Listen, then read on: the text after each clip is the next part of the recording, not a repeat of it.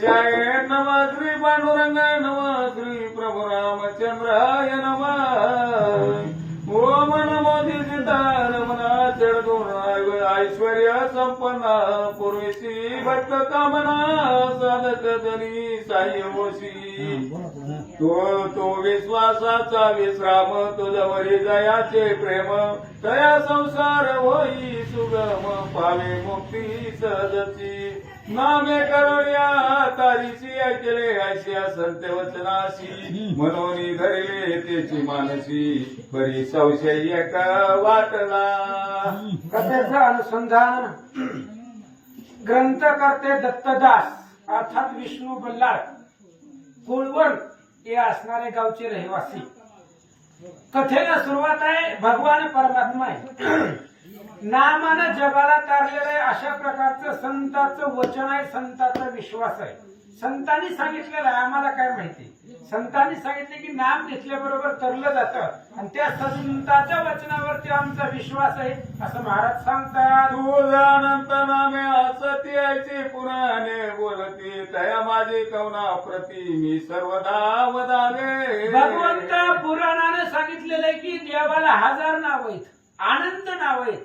मग तुमच्या या अनंत नावापैकी कोणत्या नावानं हाक मारो? पडलायचा विचार तव स्फूर्ती झाली सत्वर, ही भगवत गुणाती अपार, ते येता शक्ती वर्णावे. मग विचार पडला की देवाचं नामस्मरण कोणत्या नावाने त्याला हाक मारू. पण पुन्हा दुसरा विचार आला भगवंताची कीर्ती मंगल आहे, अनंत कीर्ती गुण येतात, कोणत्याही गुणाचं प्रती कृपा केली त्याने मम मती उल्हासली, आनंदे गावो लागरी गुणा पार श्री हरी तुझे. तव श्रोत्याने कृपा केली आणि माझी असणारी मती बुद्धी चेतना, त्या बुद्धीला चेतना चालना मिळाली आणि श्रोत्यांना इच्छेमुळं ही ग्रंथ लिहिला आणि भगवंताचं चरित्र वर्णन केलं. करी काही एक तुझी माझी देई चाळक, करता हरता पाळिका देख, तुझं वाचून तुझा नसे. मी काही करत नाही महाराज, कारण माझ्या असणाऱ्या शरीराला चालवणारा तो आहे. मी काही स्वतःच्या मनानं चालत नाही. मला इथून तिथं नेणारा, तिथून इथं आणणारा तो आहे. श्रीराम शरीर उठवी बैसवी, श्रीराम शरीर निजवी फिरवी, हे जाणतेनी स्वानुभवी, एरा पदवी अतर्क्य असं तुमचं काम. भक्त वचला श्री हरी दिवसे दिवस, माझी वैकरी तव गुण उच्चारी, नाना पर्यायचे करी दया. भगवंत एकच करा की दिवसांदिवसानं तुमचं गुणाचं वर्णन माझ्या मुखातून व्हावं. मागिला देयाच्या ती पुष्कले सुभाऊ, पुत्रा प्रती संग्राम करोनी पाडिते ती उत्तम गती पावला तो. आणि मग त्यावेळेस पाठीमागच्या अध्यायाचं अनुसंधान आहे पुष्कर महाराज. भरत पुत्र पुष्कराने ते असणाऱ्या चित्रांगाचं शिर मुंडकं उडवलं. मुलगा मेला, त्याच्यामुळे सुभाऊला खूप दुःख झालेलं आहे. एवढं अथांग समुद्रासारखं सैन्य असताना, दमनासारखा पुत्र असताना, एवढी बहुपाठीराखी असताना माझा मुलगा कसा मेला म्हणून दुःख करू लागला. समाने वाच्य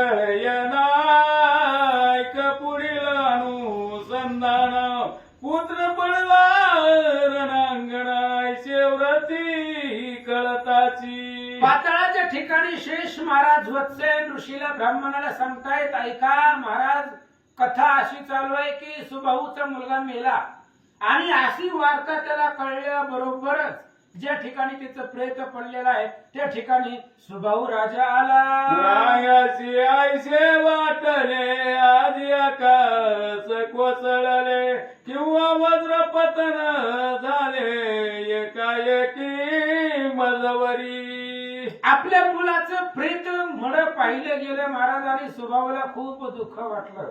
आकाश तुटून पडावं, काळजाचा असणारा काळजाचा पर्वत त्या ठिकाणी धैर्याचा पर्वत भंग पावावा, किंवा पृथ्वी आपल्यावरती तुटून पडावी एवढं असणारं दुःख हृदयाला झालं. आधी जा बुडाले म्हणून हृदय हाती पिटले, परमाकांत करी ते वेळे वाटे फुटले ब्रह्मांड.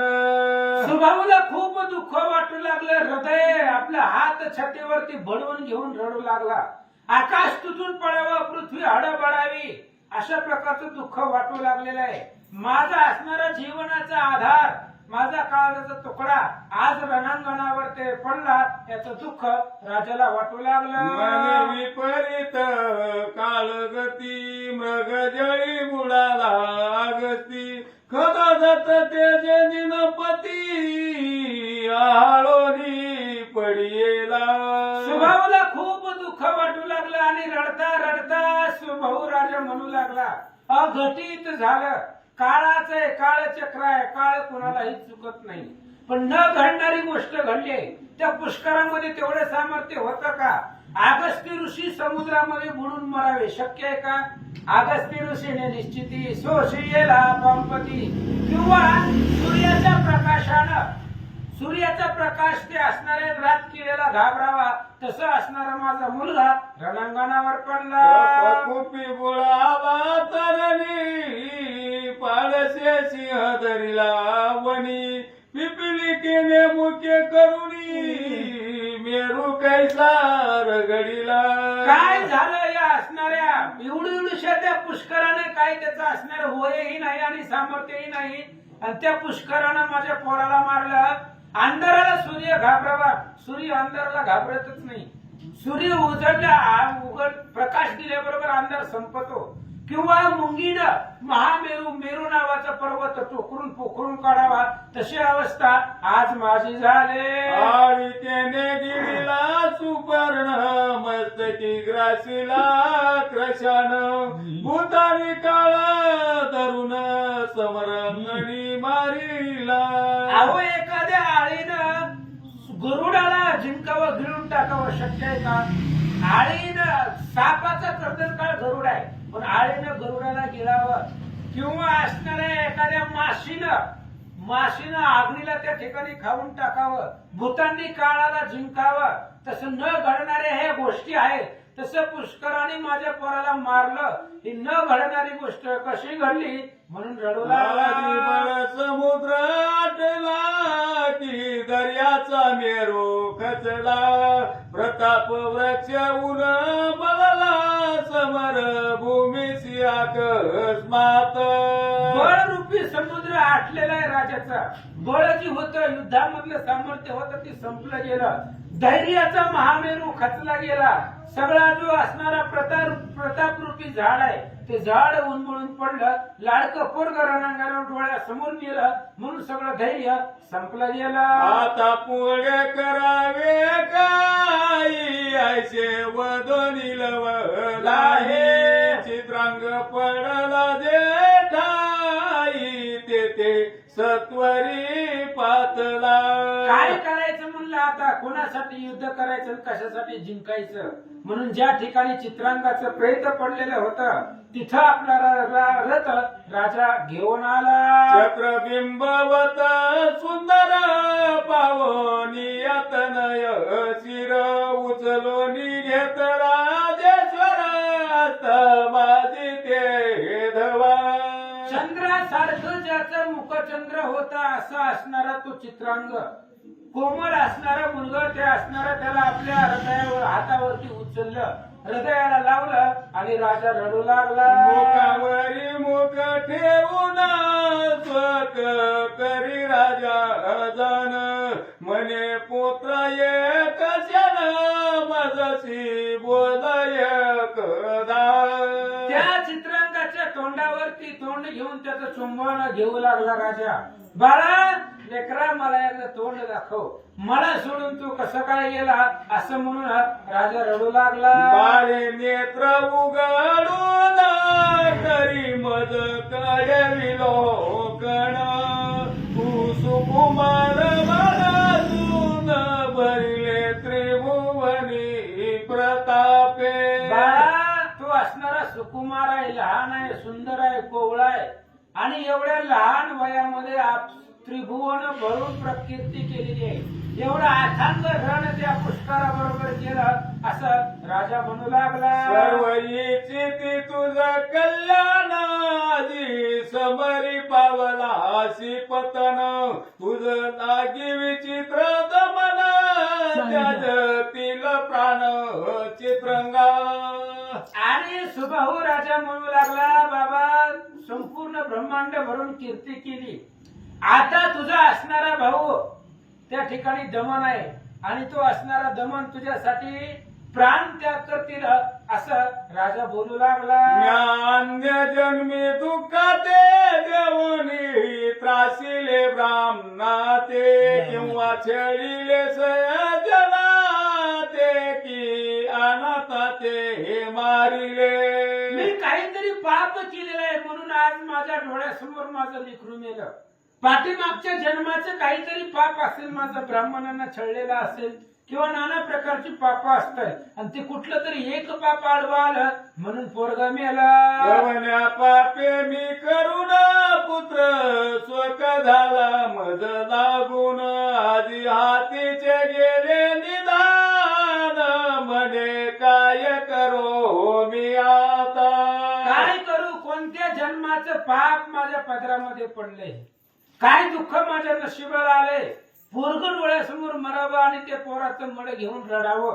पुत्र दुःख माझ्या जीवनाला का आला असावं, आता मी काय करू. राजा येऊनी पुत्र मुखाचे चुंबन राये वदे तया लागून बाळ मजवरी जान क्रोध धारण का केला. मुखावरती मुख ठेवून राजाने चुंबन घेतलं आणि राजा म्हणू लागला, बाळा माझ्यावरती राग का धरलास, का मला सोडून गेलास, सांग. अमृता परिमधुर वाणी तुझी प्राचीन रे श्रवणी तरी आता मौन त्यागोनी बोल मजसी एकदा.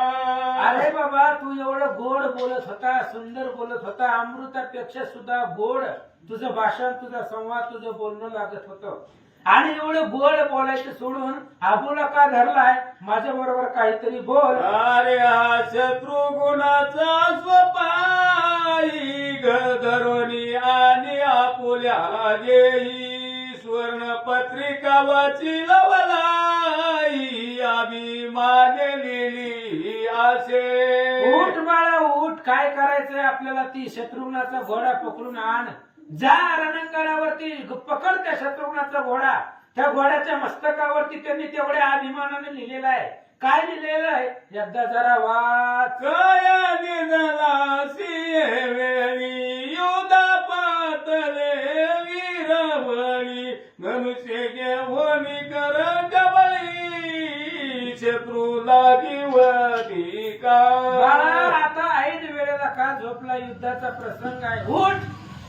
पुढे असणारा बलवान शत्रू आलेला आहे, त्यांच्या बरोबर युद्ध कर, हे झोपायचा समय नाहीये. राजा बोलू लागला, आला रे समोर धनुष्याशी जोडोनिया शर हाक मारिती तुझला विराका रे समोर न जाती. अरे तुझा असणारा शत्रू पुष्कर समोर उभा राहिलेला आहे, हातामध्ये धनुष्यबाण घे, उठ आणि त्या पुष्कराबरोबर युद्ध कर. कोठे आहे तुझे चाप कोठे तू निर कोठे हे बाण करी आजी थोर प्रताप चंदन उडवी आकाशी. अरे उठ उठ, तुझं असणारा धनुष्यबाण कुठं पडलंय बघ, ते धनुष्यबाण घे, रथावरती बस आणि शत्रूच्या रथाला पालापाचोळ्यासारखं आकाशामध्ये उडव. तीक्षण बाणी करून वीराचे करी रे खंडन ऐकता शत्रूचे नाम विधान तू पंचानन धावसी. अरे उठ, तू असणारा पुष्कर तुझा शत्रू आहे, शत्रूचं नाव ऐकल्याबरोबर जंगलामधून सिंह बाहेर यावा त्या पद्धतीने तू धावणारा आज का झोपला. आजी निद्रा लागली कैसी कोण रक्षिल या सैन्याची दिन होवनिया तुझ पासी पातलो आम्ही रे सुपुत्रा. अरे लेकरा तुझ्याशिवाय आम्ही हीन धीन झालेलं, आता तुझ्याशिवाय आपल्या सेनेचं रक्षण कोण करणार. जर शत्रूने आक्रमण केलं तर कोण वाचवणार? सांग बाळा. शत्रुगुणाचे तीक्ष्ण बाण कोण साहिल तुझ विन आता उठे त्वरे करुणा युधा लागी येई. अरे ते असणाऱ्या शत्रुघ्नाचं बाण सैन्य आलेलं आहे, त्यांच्या बरोबर युद्ध कोण करणार? उठ, हातामध्ये धनुष्यबाण घे आणि त्या शत्रुघ्ना बरोबर सावीला पकरून वक्ष स्थळ घेत बळवून मस्तक करी ताडन आक्रंद निराय तेव्हा. राजा खूप दुःख करू लागला, जमिनीवरती डोकं आपटून घेऊ लागला, छाती बडवून ते असणाऱ्या चित्रांकाच्या प्रेतासमोर राजा रडू लागला. इतक्या माझी दोघे कुमार दमनानी विचित्र रती वैसोनिया सत्वर येते झाले तया ठाया. ह्या सुभाऊ राजाला 3 मुलं आहेत, चित्रांग, विचित्र आणि दमन. मग चित्रांग राजा मेला, चित्रांग कुमार मेल्यानंतर ना पुन्हा दमन आणि विचित्र रथावरती बसले आणि जिथं आपला बाप रडत बसलेला आहे त्या ठिकाणी आले. बंधूच्या डोके करुणा मुके झाली असती म्लान वित्याशी करोनी अवलोकन करीती न मन चरणावरी. बंधूच्या दुःखानं तोंड असणारं म्लान झालेलं आहे, तोंडावरती काळीमा चढलेला आहे, बाप रणांगणामध्ये रडत बसलेला आहे. याचं दुःख दोघांना वाटलं. पाहुनिया तयासी गैवराला रायासी म्हणे आता तुम्हासी कोण आश्चर्य पाठी राखा. आणि राजानं या दोघांना पाहिलं, विचित्र आणि दमनाला पाहिलं आणि सांगितलं, बाळांनो, तुमचं असणारं रक्षण करणारा, तुमच्या बरोबर सहाय्य मदत करणारा माझा चित्रांग मेला. आता तुम्हाला सहाय्य कोण करणार? कोण रणांगणाच्या ठिकाणी मदत करणार? राजा बोलू लागला. आम्हासी टाकोणी येत बाळे धरिला स्वर्ग पंत मी वाचवूनिया व्यर्थ भोवी भार झालो. अरे माझ्या जीवनामध्ये काही अर्थ नाही राहिलेला, जमिनीला भार झालोय. एवढं सैन्य संपत्ती असताना माझ्या लेकराला वाचवू शकलो नाही मी. काय माझ्या जीवनाला अर्थ आहे? राजा म्हणू लागला. रायाचा शोक पाहुणा मनती विचित्र आणि दमन आम्ही उभय पुत्र जिता सुद्धा व्यर्थ काव मन वितसा. आणि आपल्या बापाचं राजाचं दुःख पाहिल्याबरोबर खूप असणारा त्या ठिकाणी दुःख करत होते. त्यावेळेस ही असणारी दमन आणि विचित्र सांगू लागले, पप्पा आम्ही आहेत, अजून एक मुलगा मेलाय, आम्ही दोघं आहेत आणि आम्ही असताना असं का बोलायला?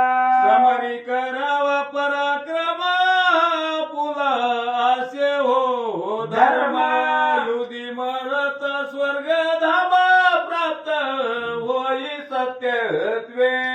दमन आणि विचित्र आपल्या बापाला समजावून सांगू लागले, म्हणले, पप्पा रणांगणाच्या ठिकाणी जो मेलाय त्याच्यासाठी लढत बसायचं नाही, जो मेलाय त्याला वीरगती प्राप्त झालेली आहे आणि युद्ध करणं आपला धर्म आहे. त्याच्यामुळे आता जे काही पुष्कळाचं शत्रुघ्नाचं सैन्य आहे त्यांना मारतो. पराक्रम बघा. आजवरी जे जन्माले ते सर्वही मरण पावले पुढे असते तेही नेमिले मरणाला निश्चये. अहो महाराज, आजपर्यंत जे जन्माला आलेला आहे ते मेलेलंच आहे. आजपर्यंत राहिले का कोणी जिवंत? जे जन्मलेलं आहे ती मरणार आहे आणि इथून पुढे सुद्धा हे मृत्यू लोक आहे.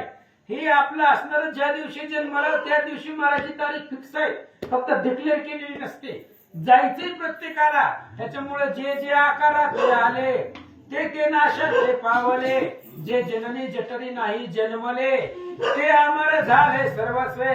महाराज, हे मृत्यू लोक म्हणजे भाड्याचं घर आहे, कधी ना कधी त्याचं असणार खाली करावं लागणार आहे असं पोरं सांगू लागले. जैसा माझी बुडबुडा जाण तैसे अशाश्वत जग संपूर्ण अहम महत्वाचे योगे करोन मी तू पण मानिले. अहो पाण्यामध्ये दगड टाकावा ते बुडबुडा किती वेळ असतो महाराज? 30 सेकंद 40 सेकंदापर्यंत बुडबुडा राहतो पाण्यावरचा आणि पुन्हा संपून जातो. तसं माणसाचं आयुष्य क्षणिक आहे. कधी कुणाला कसं मरण येईल, काय अटॅक करेल हे काही सांगता येत नाही असं बोलू लागले. परी मी म्हणता पण कोण आहे अक्षयी जाण तैसे तू हे तुझे पण कोटून राहील. महाराज जरा विचार करा, सारा बुद्धी जरा वापरा. अहो आजपर्यंत अमर कोण राहिलेला आहे? मला फक्त एखाद्याचं नाव सांगा की जो आतापर्यंत जिवंत आहे. प्रत्येक जण मरणार आहे, त्याच्यामुळे जो मेला तो मेला, त्याच्यासाठी रडू नका. मी तू पण जे ते नाही ते अद्वत साधवी ठाई मग जन्म मारण पाही नसे काही राजेंद्र. राजे साहेब, जर माणूस मेला तर आपल्याला सायुज्य भेटलं पाहिजे, मुक्ती मिळायला पाहिजे. जिथं मेतूपणाचा द्वैत नाही, मेतूपणाच्या पलीकडे गेल्यानंतर ना ब्रह्म जर झालं तर तिथं जन्म आणि मरण राहत नाही.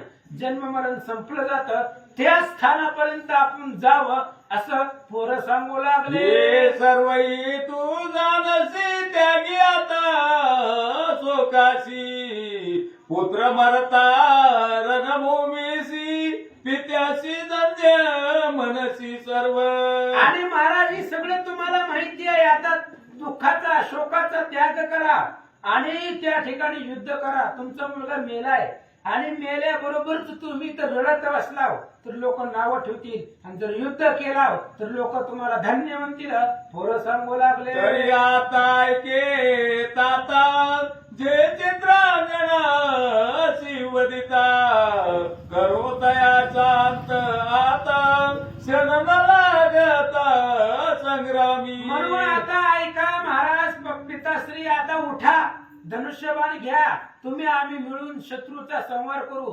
जन कोणी आपल्या चित्रांगदाला मारलेला आहे ते असणारे त्याचं मुंडक उडवू आणि त्याला मारून टाकू. दयाचे शिर तोडून आणि तो आज्ञा होताची जाण दुःख त्यागावे आपण हेच योग्य या समयी. महाराज हेच योग्य आहे. दुःख त्याग रडत बसू नका. मेलेल्याच्या पाठीमागे रडायचं नाही. उठा, युद्ध करा. तुम्ही जर आज्ञा केली तर आताच्या आता जातो आणि त्या पुष्कराला मारून घेऊन येतो. काय कोणी पुत्राचे भाषण खूप झाला आनंद गण मने करू युद्ध कंदन मारुवीर सकळी ग. पोरांचं बोलणं ऐकलं आणि राजाला आनंद वाटला. चला म्हणले आता कोणालाच जिवंत ठेवायचं नाही.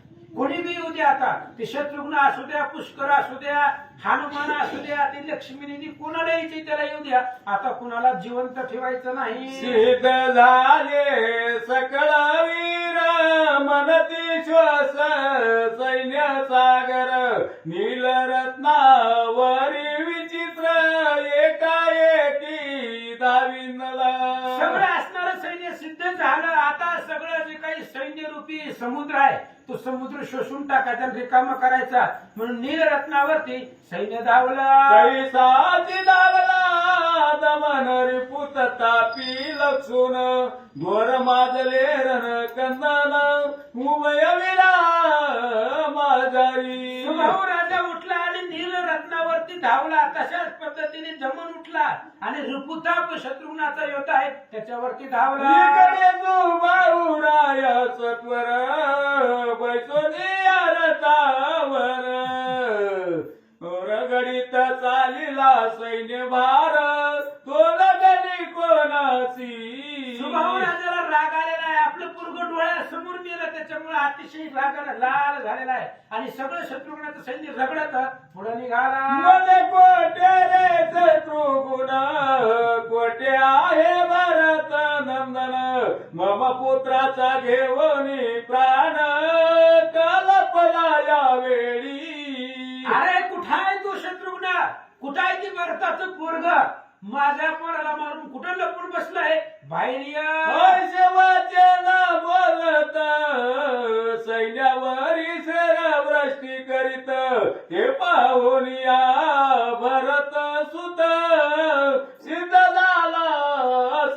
मामा. आणि अशा प्रकारे बोलत असताना सैन्यावरती बाणवृष्टी रागाने करू लागला. पुष्कराला हाका मारू लागला. शत्रुघ्नाला सुबाहुराजा बोलवू लागला. तेवढ्या वेळामध्ये ते असणारा जो काही भरत पुत्र आहे तो असणारा पुष्कर तयार झाला. पण ती येण्याच्या आधी कोण आला? युद्ध किया मादी जान युद्धा पातला वायू नंदन. भोभो कार्य करी गर्जन दिशे पर्वता सारिका. सुबाहू राजा कुणालाही बाण मारू लागले. पिसाळ्यासारखं बाणाचा वर्षाव करू लागलं. त्याच्यावरती पुष्कर निघाला. हनुमंतांनी पाहिलं आपण असताना लेकरांनी जावं. त्याच्यामुळे जय श्रीराम नावाची गर्जना केली. हनुमान निघाले. सुबाहू मने रे वानरा कालासी समरा उगासी मरसी पाले खाईरा मज पुष्कलावरी जाऊ दे. हनुमंत युद्धाला समोर आल्याबरोबर सुबाहू राजाने बोलायला सुरुवात केली. अय माकडा, अरे तू युद्धाला कशाला आलाय? मरशील. झाडाचा पाला खाणार आहे. ते पुष्कराचं माझं वैर आहे. मधी मधी कशाला ऐसे ऐकूनी या वचन तयाचे म्हणे वायू नंदन मजसी करी उद कंदन मग जाई रे पुढारा. हनुमंताने सांगितलं जा, तुला कोणाला मारायचे त्याला मार, पण आधी माझ्या बरोबर युद्ध कर. मला जिंक, मला हरव, पुन्हा पुढे जा. ऐसे बोलून या तयासी आड येतसे मार्गासी येणे सुभाऊ रायासी क्रोध आला अत्यंत. अशा पद्धतीने हनुमंतराय बोलत असताना त्या सुबाहूला आडवे आले. आणि सुबाहूला हनुमान आडवा आल्यामुळं त्याला राग आला. काय करू लागला? सोडी तेव्हा मारुती वरा तेने तयाचा रोमई वक्रा न झाला जान सुबाहूनं हनुमंतावरी बाणाचा पूर टाकला. आता ह्याला काय होणार आहे बाणानं? अरे त्या इंग्रजीताचे दुर्धर शस्त्र संपादन झेलले त्या असणाऱ्या हनुमंताला ह्याच्या बाणाचा काय परिणाम होणार आहे? वज्र शरीर आहे हनुमंताचं. लागता बाहूची चपेट मेरू मंदार होती पीठ. असं हनुमान आहे. काय झालं? ऐसे पावनी सुबाहू राय म्हणे आधीच तो वज्र काय याशी आपुला नचले उपाय काय करू संग्रामा. सुबाहूने विचार केला एवढे बाण सोडली पण ह्याला काहीच झालं नाही. वज्रासारखं कठीण आहे याचं वज्र शरीर आहे. आपण किती बी बाणी सोडली ह्याला काहीच होणार नाही. काय करू? मग म्हणे रे दावी शत्रुगुण मग तुझी युद्ध करीन मद जाऊ दे रे तोरे करून पुष्कलाची वया. मग सुबाहूने सांगितलं अय महाराज तुम्ही बाजूला सरकार म्हणले मी तुम्हाला बोलवलं नाही. माझं वैर ती शत्रुघ्न आणि पुष्करा बरोबर आहे. त्यांना मारतो पुन्हा तुमच्या बरोबर युद्ध करतो. मारुती म्हणे रे अभिमान नको करू व्यर्थ जाण जव दृष्टीन पडला शत्रुगुण तव करीची रे बळ बळ. हनुमंतानं सांगितलं राजा कशाला बडबड करायला लागला म्हणले. अभिमान काय धरलाय? अरे शत्रुघ्नाला तू अजून बघितलं नाही. जेवढी ताकद रामाकडे तेवढी शत्रुघ्नाकडे आहे. हनुमान बोलतात मारिला लवना सुर तो शत्रुगुण धरून धनुर्धुर गुण टिकसी तया समोर एक जन जान पा. अरे जन लवणासुराला मारलेला आहे आणि त्या असणाऱ्या लवणासुराला जन मारला असा शत्रुघ्न आहे. आणि त्या तू तुझ्या बरोबर शत्रुघ्नाबरोबर तुझा काय टिकाव लागणार आहे? हनुमान सांगतो मला सारे के अनंत वीर असता तयाचे किंकर तू तयासी करावया समर योग्य कैसा रे होशील. हनुमंतानं सांगितलं हे बघ जोपर्यंत मी जिवंत आहे तोपर्यंत शत्रुघ्नाला हात लावून दाखव म्हणले. अरे आम्ही कशाला आहे? आम्ही त्या शत्रुघ्नाचे दास आहेत, सेवक आहे. आणि मी जोपर्यंत आहे तोपर्यंत शत्रुघ्नाला धक्का जरी लावून दाखव सामर्थ्य असेल तर. हनुमान बोलतात संग्राम करी सोडी बाणाची जड करी दाव तुझी युद्ध कुसरी पराक्रम काय तो. अरे तू बाण सोड, तुला किती सोडायचे तेवढे, आणि तुझा पराक्रम मला दाखव. ऐसे ऐकता सुबाहू वीर क्रोधे खवळला वैश्वानर म्हणे मरकटा मज समोर तू काय तगशी संग्रमा. अशा प्रकारे त्या ठिकाणी हनुमान बोलल्याबरोबर राग आला सुभाऊला आणि सांगितलं, अय माकडा, माझ्या समोर काय टिकणार. आता साई माझे मान म्हणून करी शरा चंदन असंख्य मोडिले हस्ते करून हनुमंत विरे ते काळी. आणि त्या सुभाऊ राजानं असंख्य बाण सोडले, हनुमंताने कॅच पकडले आणि हातानं तोडून टाकले. पाहुनी आता याचा पराक्रम गहन आश्चर्य करी सुभाऊ पूर्ण जे जे होते प्रखर बाण तेही तोडले तयावरी. आणि हनुमंत फक्त कॅच चढायचे आणि हातानं बाण तोडायचे. दूर बाण जे जे बाण सुभाऊने सोडले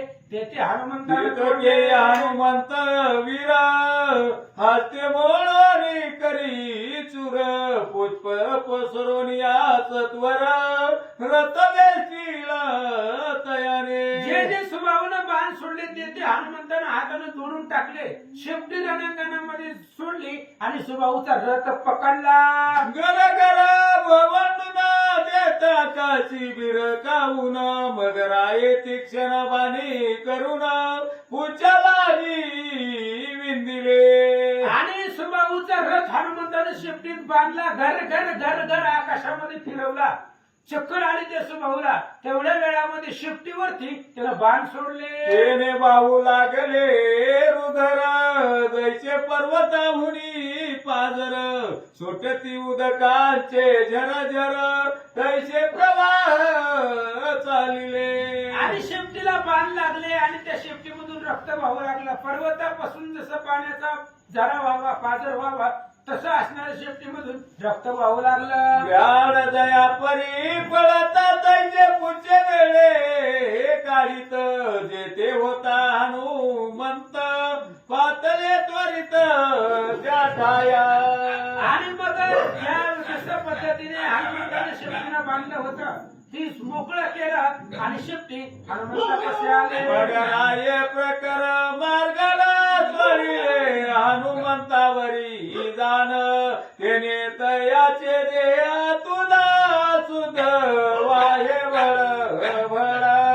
मग हनुमंतानं त्या असणाऱ्या राक्षस सुभाऊनं भयंकर अशा प्रकारचे बाण सोडले हनुमंतावरती. हनुमंताच्या शरीरातनं रक्त वाहू लागलं. जैसा चेंदूर डवरिला पर्वत तैसा दिसे हनुमंत भरी तो गणी किंचित देई म्हणून या.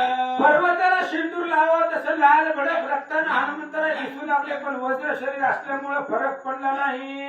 पुनरपी पुच्छ बांधून निरत संख्ये फेरे मिरवित गाये तारिता पुच्या प्रत सोडी बंद रथाचे. आणि पुन्हा असणारा स्वभावचा रथ बांधला, आकाशामध्ये उडवला. त्याने शेपटीवरती बाण सोडले की रथ सोडला. पुनरपी राये दिवे शर वर्मस्थानी ताडिले सत्वर तेरे हनुमंत महावीर कोपला कुशनाचे परी. पुन्हा असणाऱ्या स्वभावानं हनुमंतावरती वर्म लक्षून बाण सोडले.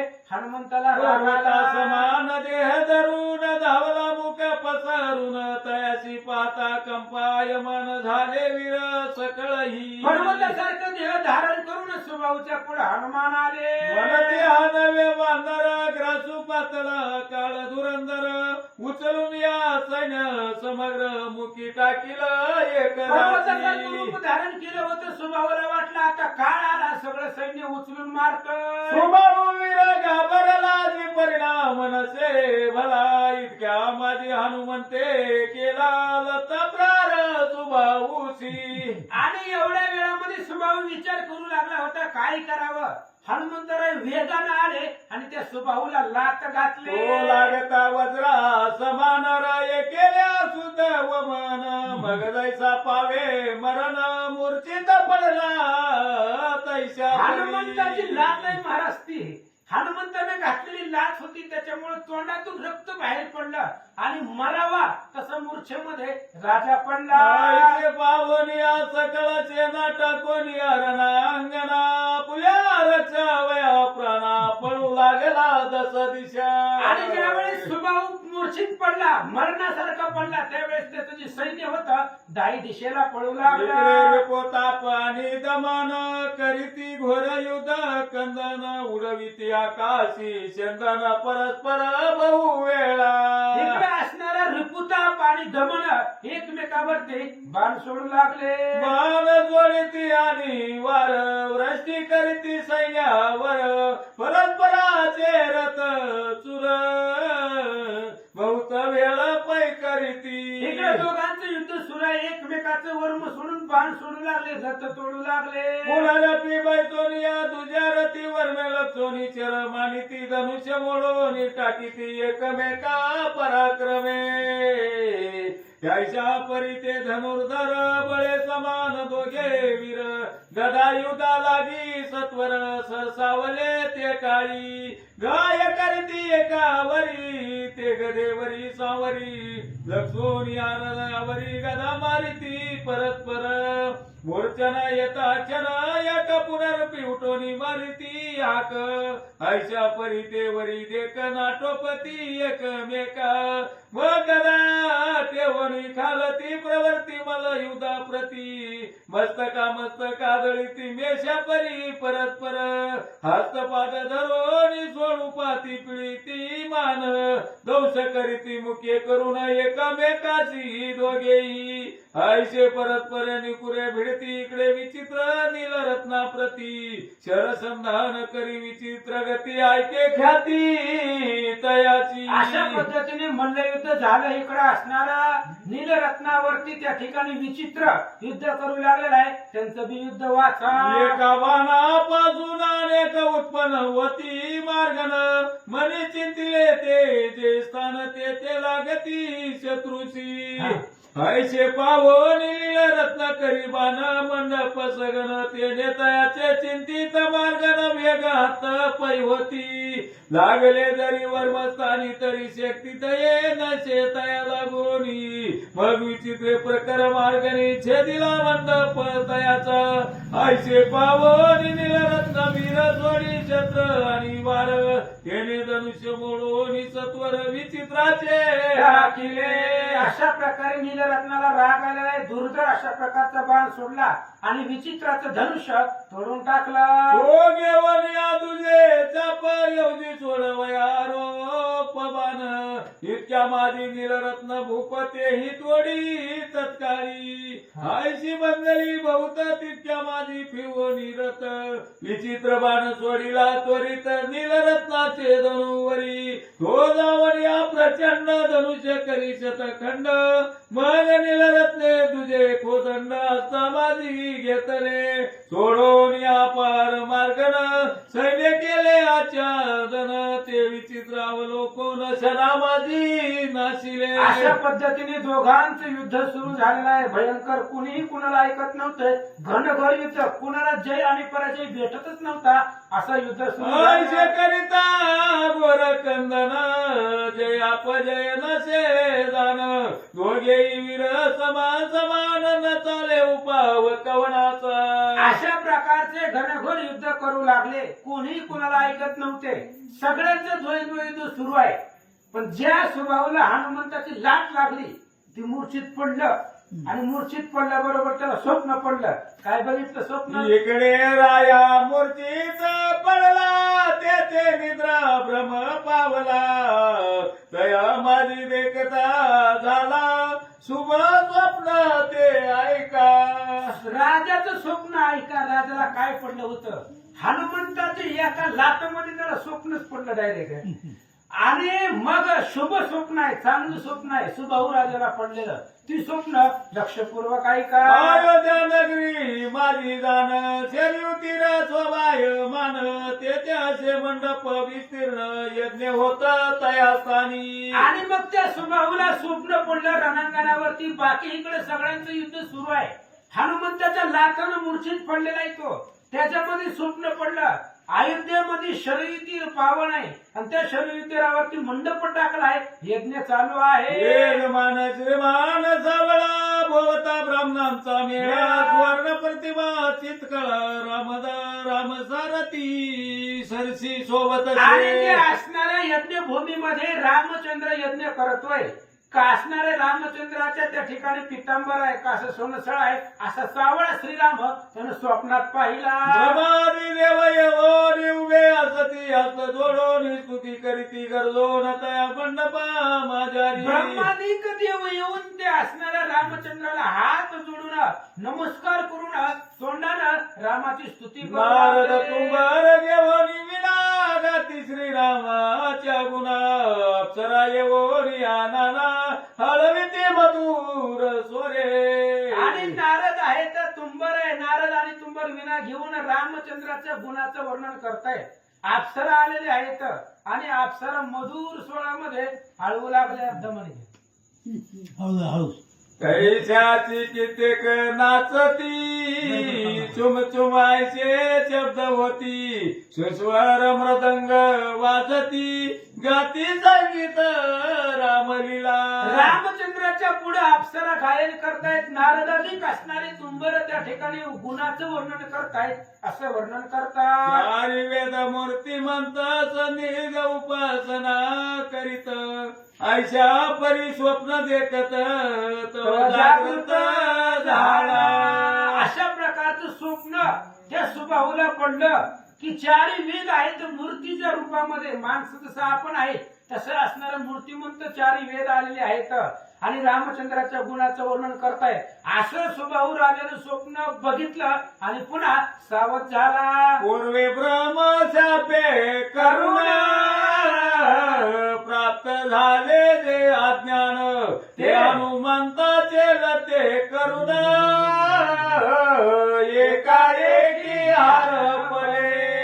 पूर्वी ब्राह्मणाचा शाप होता, ब्राह्मणाने शाप दिला होता राजाला, ज्ञान सगळं संपल तुझं, ज्ञान तुझ्यापासलं नष्ट होईल. हनुमंतानं लाट घातल्याबरोबर जे अज्ञान होतं ते अज्ञान संपलं आणि ज्ञान हृदयामध्ये निर्माण झालं. हात ठेविता मस्तकी शिष्य जगन्मित्या विलोकी कैसे सुभाऊ रायासी देखी पूर्वस्मरण झाले. गुरुचा हात डोक्यावरती पडल्याबरोबर शिष्याला वाटतं लटिका व्यवहार सर्व हा संसार. असं ज्यावेळेस ज्ञान त्याला प्राप्त होतं तसं हनुमंताच्या लात बरोबर त्याला ज्ञान प्राप्त झालं. मग सांगे तुताशी आणारे विचित्र दमनाशी कैसेची जाण सुके तुची आना सत्वरी आठाया. मग राजानं दूताला आज्ञा केली, सुके तू आणि ते असणाऱ्या दमनाला घेऊन या, त्यांना म्हणा युद्ध बंद करा आणि इकडे या. करीत असती युद्ध दारुण तयाशी कळवा मनवचन न करा संग्राम येतो न शत्रुघ्न मित्र झाला. सुबाहू राजाने सांगितलं आता युद्ध करू नका, जर करत असतील तर त्यांना थांबवा आणि सांगा शत्रुघ्न माझा मित्र झाला. ऐशी आज्ञा भोताची दूत धावती जेते राजसुत तैसेची कळविली सुके तू प्रत युद्ध न करी मनोनिया.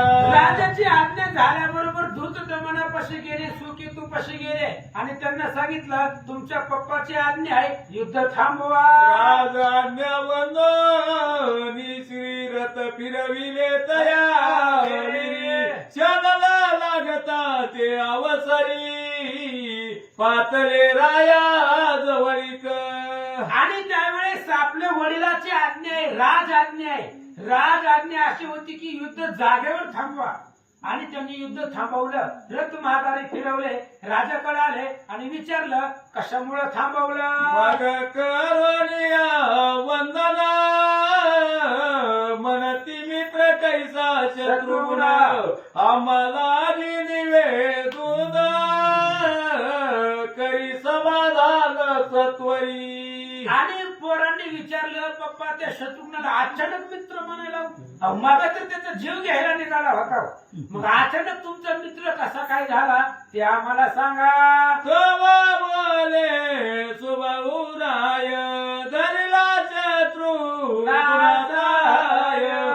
आम्ही केलासे अन्याय म्हणून या जाऊ शरणात या. भाऊ राजाने सांगितलं आपण खूप मोठा अपराध केलेला आहे.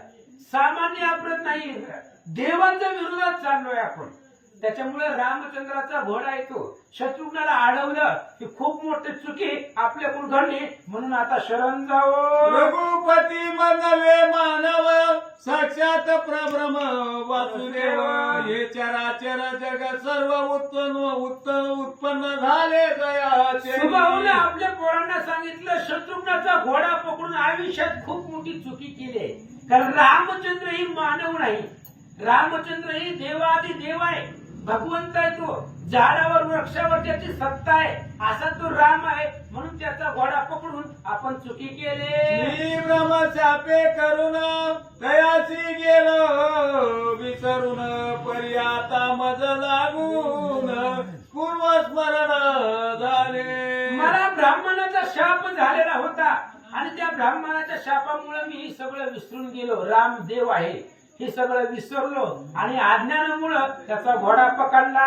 ब्रह्मशापाचे कारण तुम्हाला करीतो कथन तत्वज्ञान व्हावे म्हणून तीर्थ गेलो एक दिनी. मला ब्राह्मणाचा शाप का झाला, कशामुळे त्या ब्राह्मणाने शाप दिला, त्याची एक कथा सांगतो. असंच मी तीर्थाला गेलो होतो. मार्ग माझी मज लागून भेटले धर्मवेते तपोधन तया कारणे धर्माचरण प्रार्थना करोनी पुशिले. आणि तीर्थाला गेल्यावर ब्रह्मवेत्ते भेटले. महाराज जगतामध्ये ब्रह्मवेत्ते चारच आहे, कपिल यज्ञवर शुक श्री दत्तात्रेयाचा वते देख, अशा मधले ब्रह्मवेत्ते भेटले आणि त्यांना मी धर्म विचारला. तरी कोणी न सांगती मदसी बनवली चालिलो मार्गेशी तव पाहिले अति तांग ऋषी धर्मतयासी विचारिला. मी अनेक ऋषींना विचारलं महाराज धर्म म्हणजे काय, धर्माची व्याख्या काय आहे, पण मला कोणीच सांगितलं नाही. असितांग नावाचे ऋषी भेटले आणि त्या ऋषीला मी धर्म विचारला, त्यांनी सांगितलं ऋषी परम दया घन कतू लागले धर्माचरण म्हणती अयोध्यादी सरगुनंदन परब्रह्म पावन साक्षात. त्या ऋषींनी धर्म सांगितला, तुला धर्म जाणून घ्यायचा आहे. अयोध्येमध्ये जो रामचंद्र आहे आज मानवाच्या रूपामध्ये, ते साक्षात परब्रह्म आहे, त्याला शरण जा. तयाची जी का दे शक्ती तीच जानकी चिन्मय मूर्ती तया रामाची उपासिती योगी जन निरंतर. अरे तो राम म्हणजे मानव नाही, तो राम परब्रह्म आहे. त्याची असणारी पत्नी सीता, ती सीता म्हणजे आदिशक्ती जगदंबा आहे, पण लोक त्याला ओळखत नाहीत आणि त्याच रामचंद्राला नाव ठेवतात. संसार सागरापासून मुक्त करिला तो दयाघन उपासे देवता संपूर्ण राम प्राप्ती करविती. अरे बाबा जगतीतले जे जे सत्व ते रामचंद्रामुळे सत्यत्व त्याला आहे. त्याच्यामुळे रामचंद्राची भक्ती कर, संसार सागरापासून मुक्त करणारा तो राम आहे. आनंद शरण जो झाला राम नामाचा रस प्याला तेने दुर्गट भव जिंकिला तोची पावला तिन्मुख. अरे जन ब्रह्मरूपी राम नामाचा रस पेलेला आहे, तो ब्रह्मरूप झालेला आहे. म्हणून तू पण रामाला शरण जा. असितांग ऋषी स्वभाव राजाला सांगितलं. कोणी ऋषी वचन हसोनी बोलिले तया लागून तुम्ही वर्णिला राम महिमान परिमद वाटे आश्चर्य. त्याने रामाचं महिमान सांगितलं त्या ऋषीला, पण आमच्या बुद्धीला पटलं नाही. आम्हाला हसू आलं आणि हसून विचारलं राम देव कशानं, आमच्यासारखं चालतंय बोलतंय, त्याला मी बायका लेक राहते आणि ते राम का देव कशानं. कैसा राहील रामी भाव तो मावरी मानव राजपत्नी सकल वैभव आम्हा समान भोगितसे. अहो महाराज तुम्ही सांगता रामदेव आहे, रामदेव आहे, रामदेव कसा. रामालाही बायको आहे, रामालाही संसार आहे, रामालाही राज्य आहे, मग रामदेव कशानं. आमचं आणि रामाचं सारखंच आहे. मग रामदेव कशानं सांगा. राम राम प्रभ्रम म्हणाल जरी तरी तो कैसा देहधारी आकृत्याशी कर्म कुजरी निर्गुण साकारी नव्हे अहो तुम्ही म्हणता राम परब्रह्म आहे, मग जो परब्रह्म आहे त्याला देह कसा.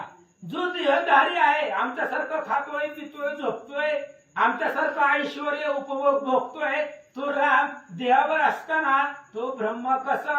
आयशा सोनियावर निता त्या ते परी मजमी त्या वासते आयशा ऐकोनी मम वचना ते ऋषी कोपाते पावला.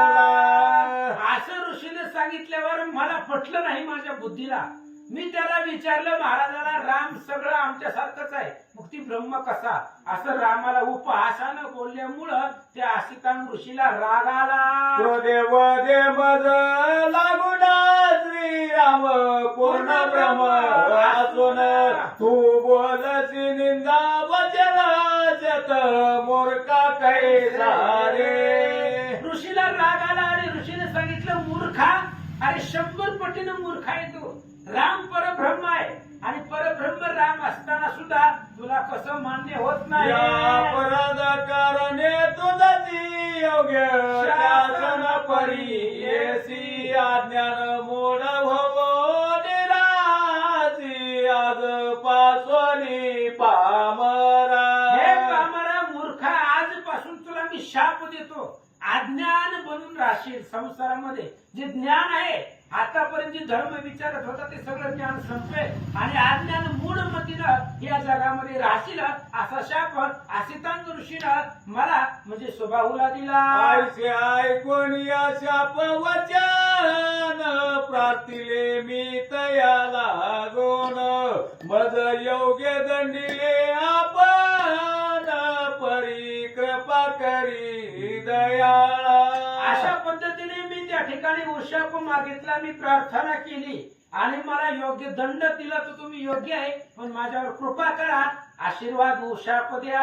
मी अज्ञानी पामरा न जाणे श्रीराम चरित्र चुकलो पुन्हा ऐसे उतर न बोले मी कदापि.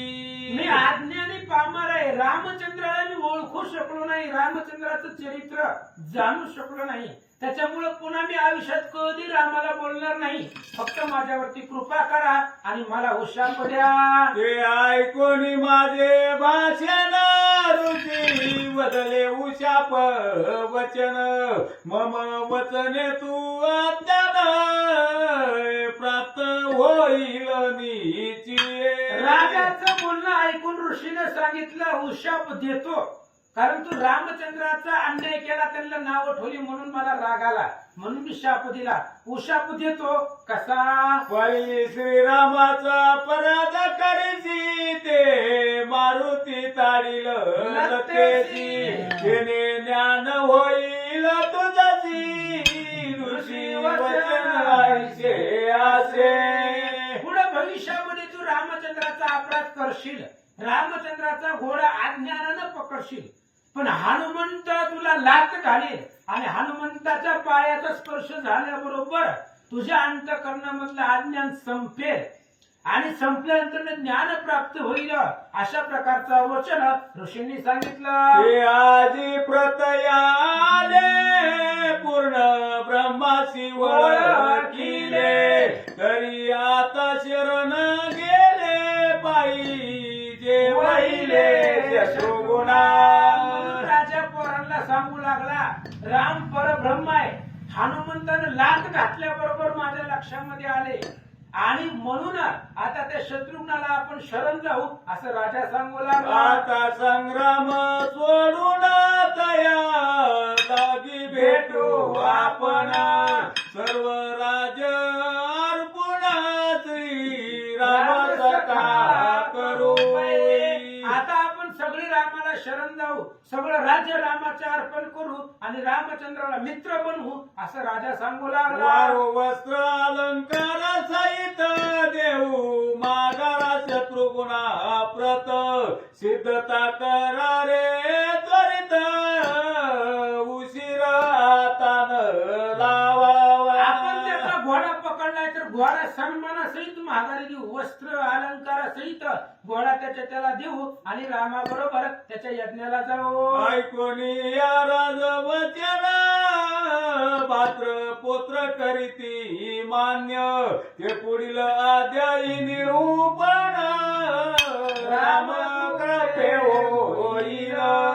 अशा प्रकारचं बोलणं सुभाऊचं ही दोन्ही मुलं मान्य करतील आणि शत्रुघ्नाला घोडा घेऊन अनन्य भावानं शरण जाते. रामाश्वमेध ग्रंथ सुराचा श्रोते ऐकतो सावकास हात जोडून दत्त दास विनवी तसे सकलाशी. राम अश्वमेध ग्रंथ सुरस आहे, सुंदर आहे.